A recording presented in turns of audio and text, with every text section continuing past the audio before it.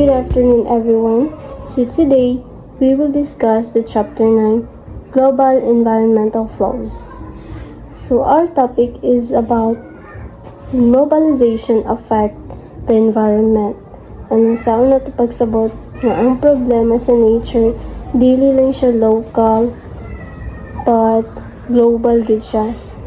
So let's start our discussion. So why the environment became a global issue. So even before globalization, the environment was already global. Like, ang hangin dili mo hunong sa usa lang kanasod, ang dagat nag-connect sa tanan, ang climate na himong makaapekto sa lain-lain nga lugar. Pero sa una, globalization studies wala kayo nag-focus sa environment. Ni-change lang ni pagka 1980s to 1990s tungod sa dakong global crisis. Ang number 1 kay ang ozone layer depletion. It is caused by CFC chemicals. So iyang consequences, mas kusog ang UV rays na makakause og skin cancer and crop damages. And number 2 is the nuclear testing fallout. So ang radiation gikan sa nuclear bombs mulupad through the air. So makaapekto siya sa tibuok nga kalibutan. And then number 3 is the acid rain. Sulfur and nitrogen gikan sa factories makadamage sa forest o lakes. And then number 4 is the climate change. So global warming caused by carbon emission caused strong typhoons, droughts, and heat waves. So meaning, environmental problems are shared globally. So dili malikayan nga maapektuhan ang tanan. Mao bitaw na siya gitawag nga globalization and the environment. So let's proceed to the uneven responsibility and uneven impact. So number 1 is the global north or the developed countries. Example are USA, Canada, Europe, and Japan. So sila ang mga country nga naay pinakadako og carbon emission. So daghan og factories, cars, and consumption. Pero sila sab ang pinaka-ready nga ma-respond when it comes to environmental problems. Kay daghan sila og resources. So number 2 is the global south or the developing countries.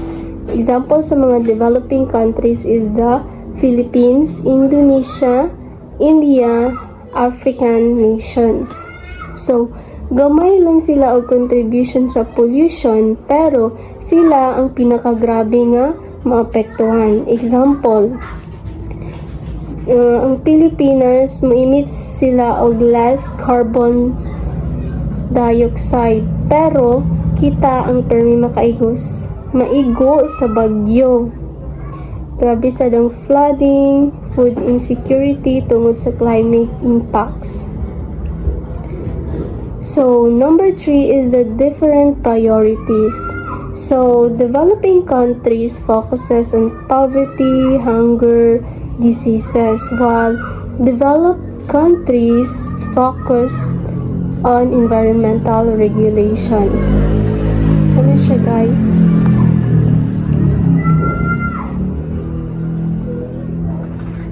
So let's proceed to the neoliberal globalization worsens environmental damage. So neoliberalism promoting free trade, open markets, and minimal government regulation. So kung ang problema, kung walay strict rules, company prioritize profit over environment. Example, kanang mining companies in Asia and Africa. It destroys the forest just for economic gain. And then, now let's proceed to ecological modernization theory. So the main idea of ecological modernization theory or EMT, pwede mag-coexist ang economic growth o environmental protection as long as we use modern, clean, and green technologies. Example of eco-modern innovations, kanang mga low odor and non-toxic paints, kanang safe pesticides, nga dili makadaot sa nature or sa tawo. And then solar power, wind power, electric cars, factories using clean energy and low emissions. So instead of old factories nga daghan kayog aso, companies can shift to solar panels, cleaner machines, proper waste disposal, and so on. So murag ang main point jud sa ecological modernization theory, moasenso ka pero dili nimo gubaon ng kalibutan, dili nimo need gubaon ng kalibutan.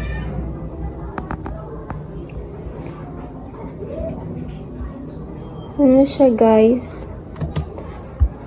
So let's proceed to the differences among nation states. So a 2006 Environmental Performance Index rank countries based on clean energy, sustainable development, pollution control. So, ang top performers kay ang Switzerland, Sweden, Norway, Finland, and Austria. So, ngano man?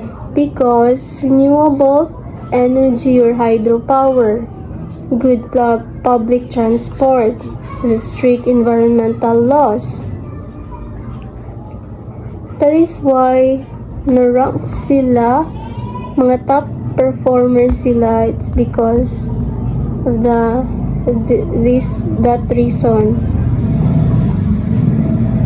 So, ang mga poor performer examples is the USA ranked in 39th because of the high pollution, high energy consumption, large industrial activities. So, mga worst emitters kay ang China o India. It's because of the fast industrial growth plus ang huge na population. So, example, China's factories produce goods for the whole world. Pero tungod ani, grabe sa bilang air pollution. So, kita nga sa Pilipinas, usahay affected tungod sa winds bringing pollution. So let's proceed to Jared Diamond's collapse. So Diamond studied ancient civilization like Easter Island, Maya, Norse Greenland. So his conclusion, societies collapse due to environmental destructions. So, naay three main factors: type and intensity of environmental damage. Example, ana kay ang deforestation, soil erosion, and so on. And then, number 2 is the ability of the environment to recover.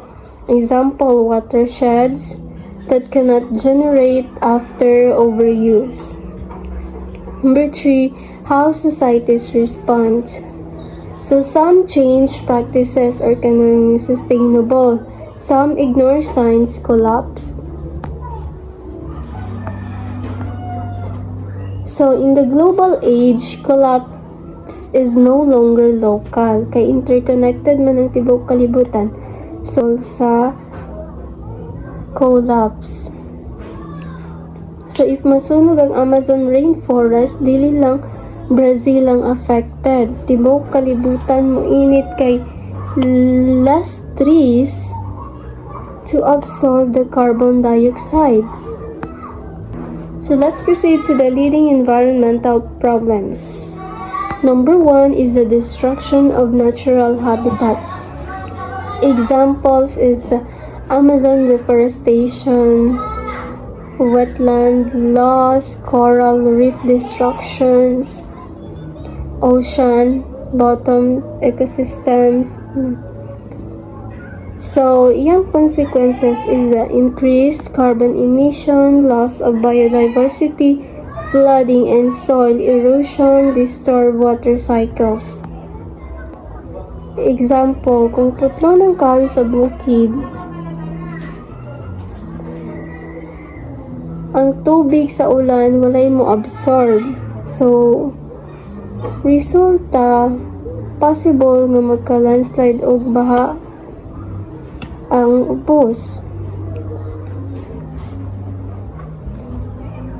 That's the main point of destruction of natural habitats. Aside from that, let's think nga inyong panggubaon ng mga balay sa mga animals in the forest. So kung gubaon na ninyo, din patindugan dayon og mga malls, and then naman magpuyo ang mga namuyo dito. So therefore, ma-disturbo ninyo ang mga natural habitats dito. So number 2 is the decline of fish. So 69% of fisheries are overexploited. So 90% decline in big predator fish. So naay mga harmful fishing method ang drift net. Ang drift nets makakot og dolphins and turtles.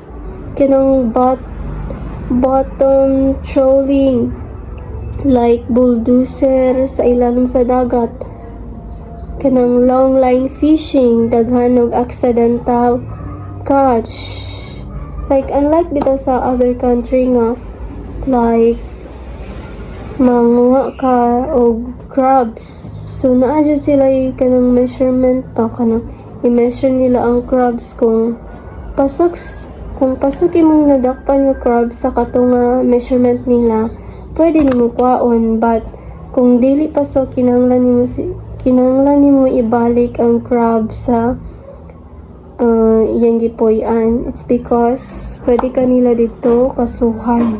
So ang mga example, ang mga mangingisda sa Zamboanga, maingon nga mas gamay na ang isda karon kumpara sa una tungod sa commercial fishing boats and grabe nga mangdako. So sa una, uso kayo ang kanang magdinamita sa dagat para makakuha og isda. Tagan kayo na disgrasya ana diri sa mua. But now, as we can observe, especially diri sa mua, wala na, naundang na. So let's proceed to the decline in fresh water. It is caused by pollution, desertification, floods, water scarcity, and privatization, like companies controlling water resources.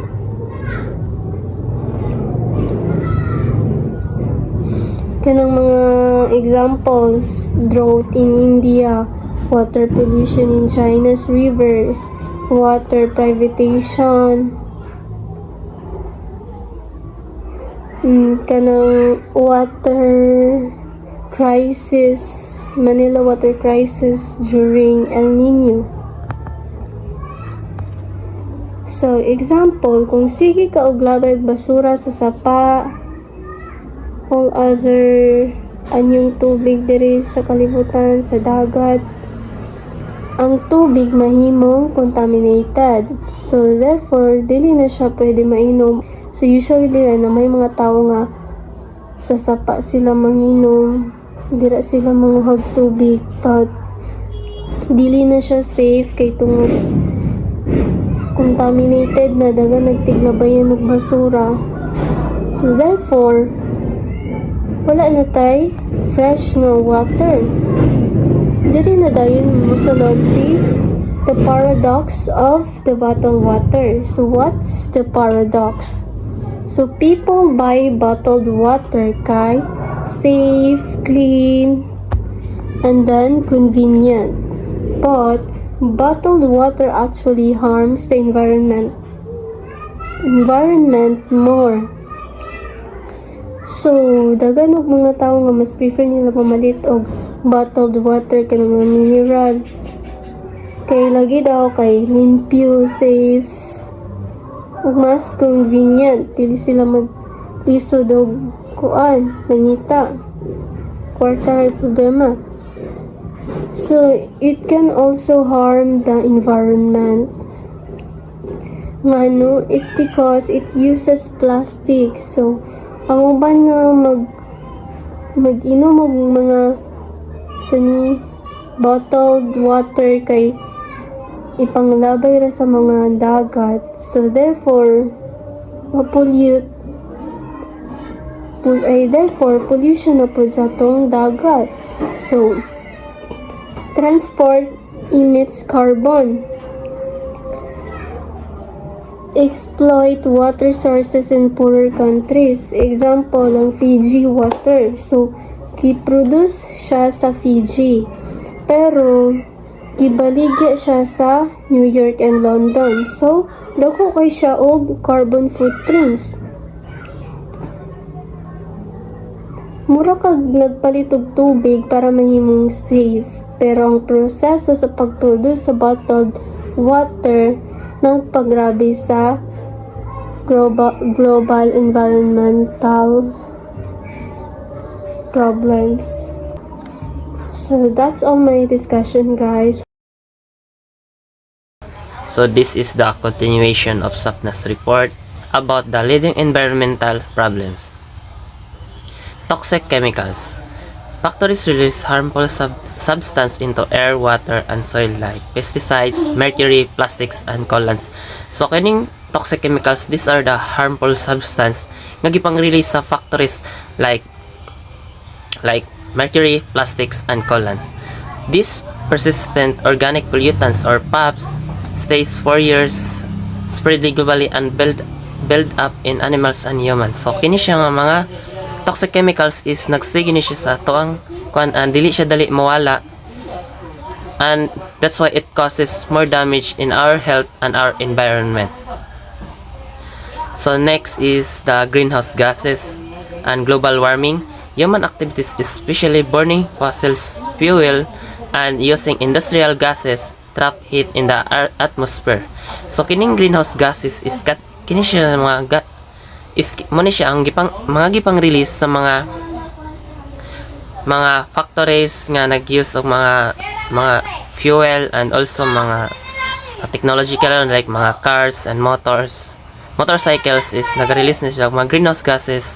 Also sa tong mga refrigerator and mga aircon, so nag-release na siya. So kana siya nga mga gases is moabot na siya dito sa atmosphere. And mo na siya mag-trap sa heat, like di ba ang sun is mag-release man na siya heat, maghatag man siya heat padulong sa earth.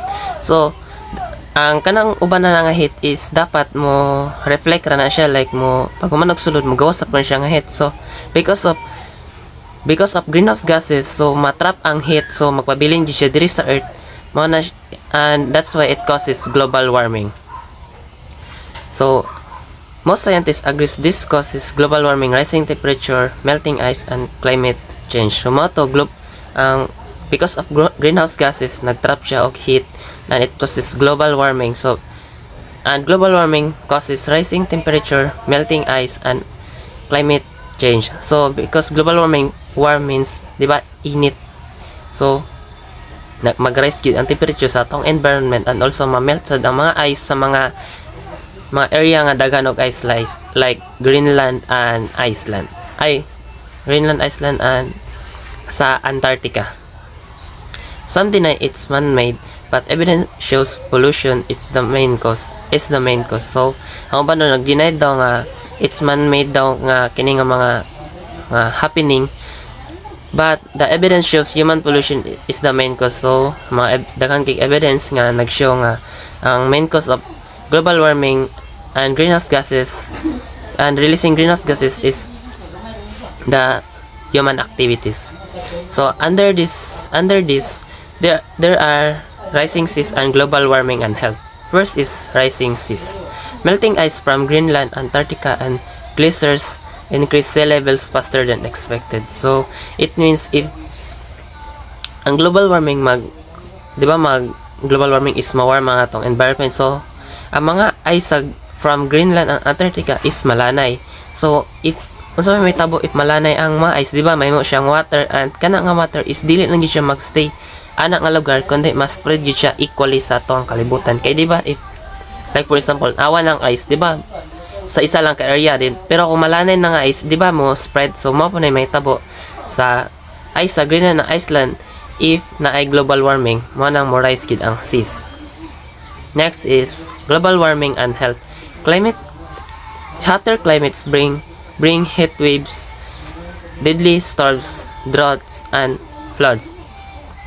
So because of global warming makapicture sa atoang kuan, and it brings heat waves, deadly storms, drought, and floods. So ang global warming maka-create gyud siya more deadly storms kay the more man daw nga warm ang atoang seas, the more siya nga maka-create og mga storms. Drought seas kining tagtuyot ba ni kanang sa atong mga sa atong agricultural nga activities like mga crops mananom. So maka-affect siya sa ato ang kuan to ang environment because of dili na kayo maka-support, wala na kayo water ang mga tanom, and floods also because there are storms, so possible jud nga na floods. Diseases like malaria, dengue, and cholera will spread. So kini siya nga mga diseases is active kini sila kung init ang isa ka lugar. Pollution worsen breathing problems and allergies. The poor, elderly, and children are the most at risk, especially in developing countries. So ang mga poor is magini siya dali makuan kay ang mga rich is mas safe man ni sila kaya ang ilang environment is naka-aircon ana, mas dili sila exposed sa mga init. Even though init ang gawa, so sa sulod silang mga houses is bugnaw. So and also mga children are elderly are most at risk. It's because hinay ang ilang immune system is dali sila maapektuhan ani nga mga diseases. So next is population growth. So fast population growth, especially in global south, increases pressure on food, water, and energy. So ang global growth is nakakontribute po ni siya sa pollution kay the more nga mga tao nagpuyo, the more nga nag-require og energy and mga resources, like for example sa itong mga basic needs. Di ba mga basic needs is like for example mga t-shirt and mga slippers. So kini siya is mga gipang produce sa mga factory. So the more factories activities, the more nga mag-release og greenhouse gases ang mga toxic chemicals, the more nga pollution ang mahitabo. So population growth tako kay siyang impact sa creating pollution.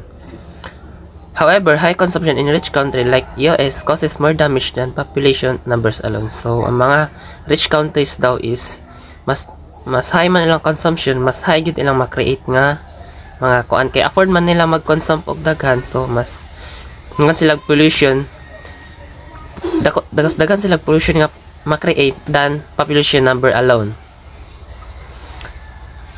Next is the global flow of dangerous debris. So this is about e-waste. Rich countries dump electronic waste, phones, TVs, computer in poorer countries. Workers there dismantle them for valuable metals but are exposed to toxic chemicals, harming their health and environment. So ang mga rich country daw is maglabi daw silang mga electronic waste like mga guba na bitaw nga mga electronic devices into poorer countries. So mga worker is ilan ning gipang dismantle. So kini nga mga electronic waste is nani sila yung mga chemicals like sa cellphone na si 200 different cellphone is compounded of 200 different chemicals, so wala ta kabalo kung sa mga chemicals na makadaot like kana sa mga parts sa battery na yung mga chemicals na makadaot, and also the other parts of electronic.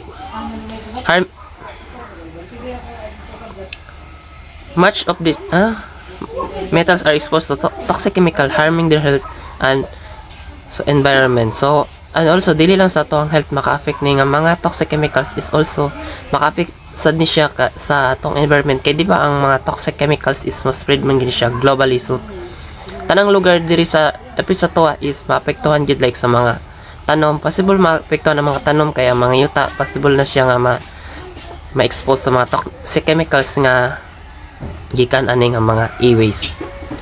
So let's move to the next is about global responses. So kining mga global responses, as countries wants to develop their country, so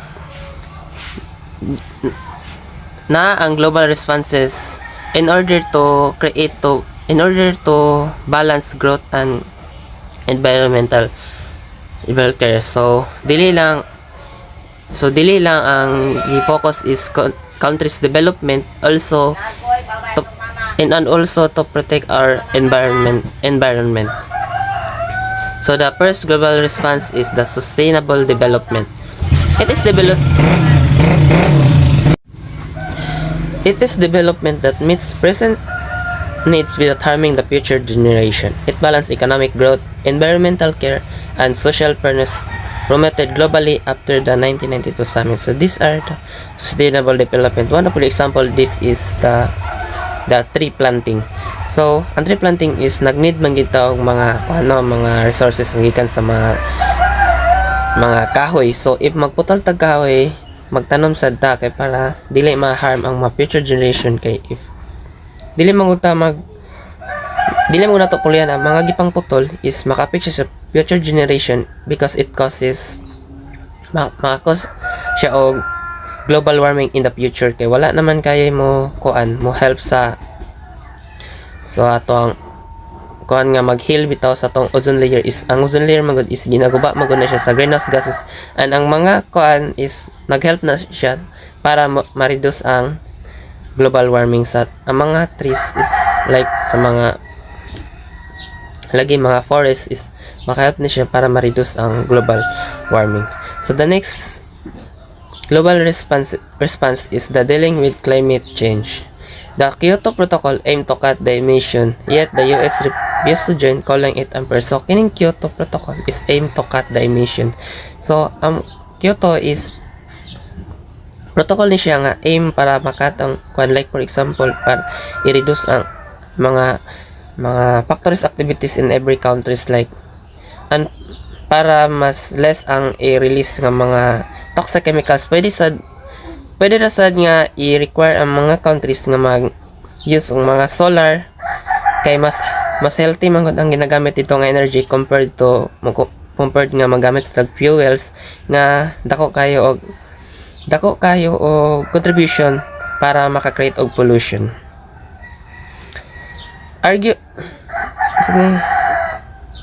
Now developing countries, especially the US and China, argue over who should take more responsibility for reducing pollution.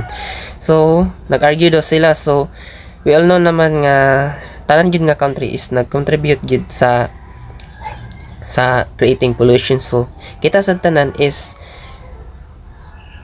we all are responsible for reducing the pollution, kay kita naman ang nag-create, so kita tanan ang responsible for reducing pollution. Pero mas responsible gid ang kining mga rich country is sila ang more responsible, because kay mas magud ilang country mas high magud ilang consumption, so mas higher ang ilang mga human activities that causes pollution. So that's all, guys.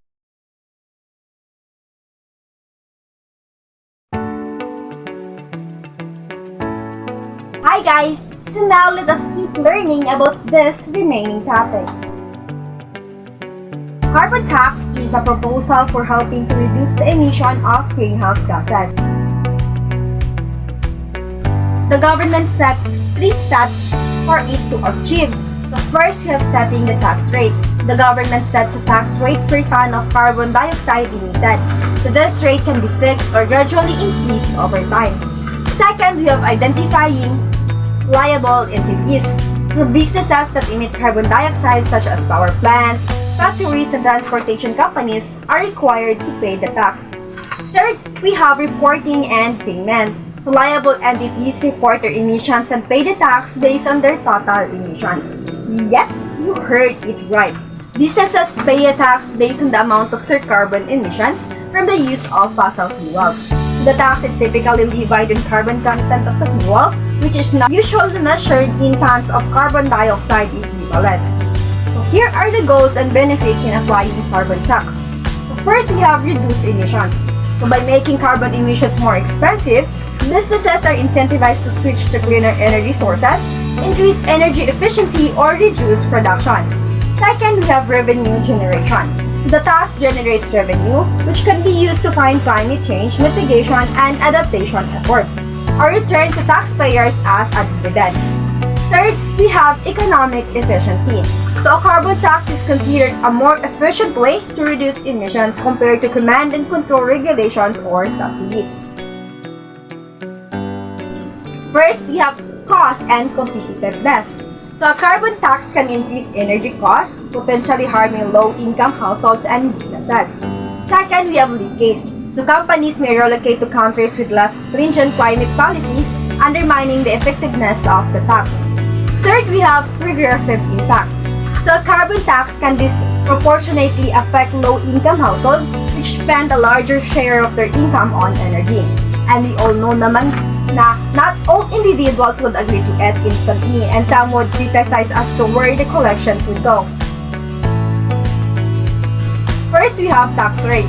So the tax rate should be set high enough to incentivize emission reduction. Kaya if low lang ang tax rate, some businesses wouldn't mind it because they can afford to pay, so it must be set high but not so high that harms the economy. Second, we have revenue use. So revenue generated from tax should be used effectively to support climate change mitigation and adaptation efforts. Of course naman kasi this proposal is for our environment. So it is just that the revenue it generates would be used to address leading environmental problem. Third, we have border adjustment.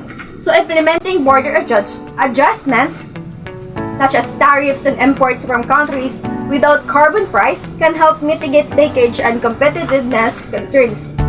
Here, in carbon tax, the ideal scheme is a global carbon tax so that all nations of the world would participate. If not all, at least those nations that contributes majority to the carbon emissions and those countries specialized in production will comply. Carbon neutrality refers to a state where the amount of greenhouse gas emissions, particularly carbon dioxide, that are released into the atmosphere is equal to the amount removed or offset. This balance is crucial in mitigating climate change. So first and foremost, we need to reduce emissions. We need to decrease energy consumption, switch to renewable energy sources, and implement energy-efficient technologies. Second is we need offset emissions. We need to invest in projects that remove or reduce greenhouse gases, such as reforestation, renewable energy projects, or energy efficiency initiatives. Third and last is carbon sinks. So we need to utilize natural carbon sinks like forests, oceans, and soil to absorb carbon dioxide. First is the Norway's carbon neutral target. So on year 2007, Norway announced that it would be carbon neutral by year 2015. And on early 2008, the Norwegian government announced that the date for carbon neutrality had been moved forward to decades to startling 2030, with a significant reduction in emissions and investment in carbon offset projects. Second, we have the corporate carbon neutrality. So companies like Microsoft, Amazon, and Google have committed to becoming carbon neutral through renewable energy investment and offset projects. Third Third, we have the carbon offset programs. So it is initiatives like the Carbon Offset and Reduction Scheme for International Aviation, or the CORSIA, aim to offset emissions from international flights. So first, we have climate change mitigation. So it reduces net greenhouse gas emissions, slowing global warming. Second, we have sustainable development. So it encourages renewable energy, energy efficiency, and sustainable land use. Third, we have economic benefits. So it creates new opportunities for green industries, jobs, and investment. And first of that is the scalability. So achieving carbon neutrality requires significant global effort and cooperation. So if fewer lang na countries ang mag-practice ani, let's say ang Norway lang, then still we cannot achieve the goal. Dapat one for all for one siya to achieve it. Second is cost. So implementing carbon neutral solutions can be expensive, especially for developing countries. Like Philippines, it would be difficult for us to implement it since we don't have enough fund for it and it is not the priority of our government, sadly. Third is the monitoring and verification. So ensuring the effectiveness of carbon offset projects and tracking emissions reductions can be complex. Same as carbon tax, we should also follow the key considerations to achieve carbon neutrality. First, we have net zero emissions. It aims for net zero emissions, where human-caused emissions like burning fossil fuels, deforestation, agriculture, and industrial processes are balanced by renewables. Second, we have carbon pricing. To implement carbon pricing mechanisms to incentivize emission reductions. And one of that example is the carbon tax. The third one, we have global cooperation. To encourage international cooperation to address the global nature of climate change. Alternate fuels and power sources. So the global problems associated to extraordinary use of gasoline to power automobiles have led to the beginning of a serious effort to find alternatives to it. So some of the alternatives are first, the hybrid technology. We also have the hybrid automobiles. These are vehicles that are combining traditional fossil fuel engines with electric motors. We also have all-electric car. As what its name suggests, it is powered and run by electricity, and done simply by plugging to an electrical outlets to be re-energized. Second, we have ethanol. It is a biofuel produced from fermented plant materials, such as corn, sugarcane, or switchgrass. It is a non-diesel gasoline consumption. As a matter of fact, 70% of the new automobiles sold in Brazil can use either gasoline or ethanol. As to its pros, it helps various global problems as it reduces the carbon dioxide emissions. On the other hand, it strengthens Americans' export of corn to many parts of the world, such as Mexico, where there is a great reliance on corn or for food staples like tortillas. And as what we have discussed on our previous chapters, demands and prices have a direct relationship. So the higher the demand, the higher the prices would be. It is the energy generated from sunlight, using photovoltaic panels or solar thermal system. It is also a better alternative source of energy. And good thing, it produces no greenhouse gases. But it is more expensive than using fossil fuels. For its benefits, we have first, reduce greenhouse gas emissions. Next, improve energy security, job creation and economic growth, enhance energy efficiency, while on the other hand, high upfront costs, infrastructure development, technology limitations, policy and regulatory frameworks.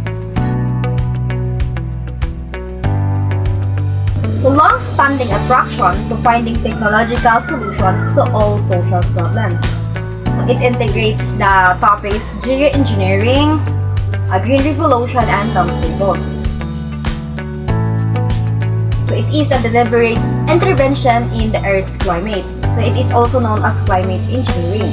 It refers to deliberate large-scale interventions in the Earth's climate system to counteract human-caused climate change and reduce global warming and its associated impacts. It generally falls into two primary categories. First is we have the solar radiation modification and carbon dioxide removal.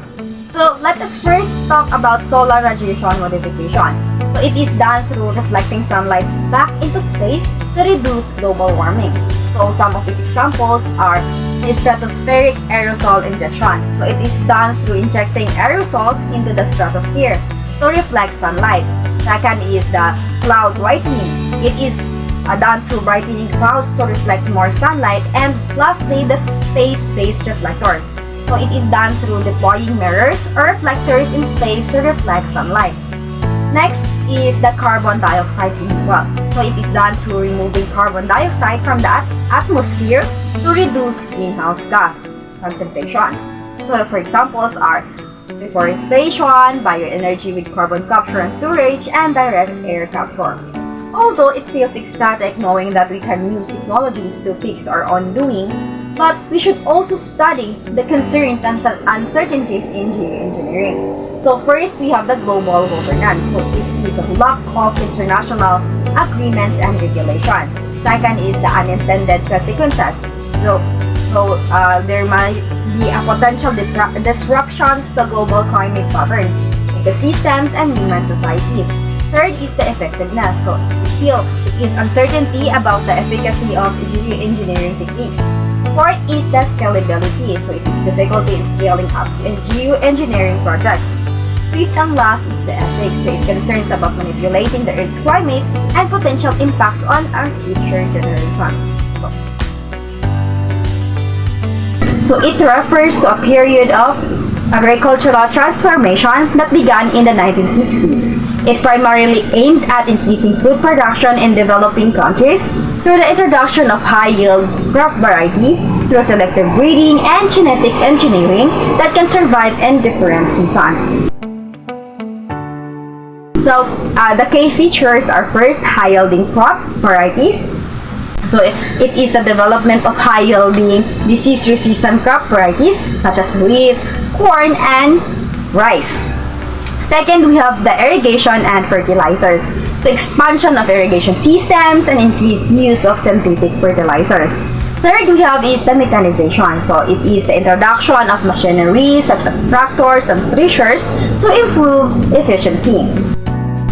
Now, let's go to Doomsday Vault. So, it is a Norwegian initiative to stock seeds from all around the world in the mountainside with the hope that in the event of dramatic and unexpected climate changes, it will save humanity from starvation.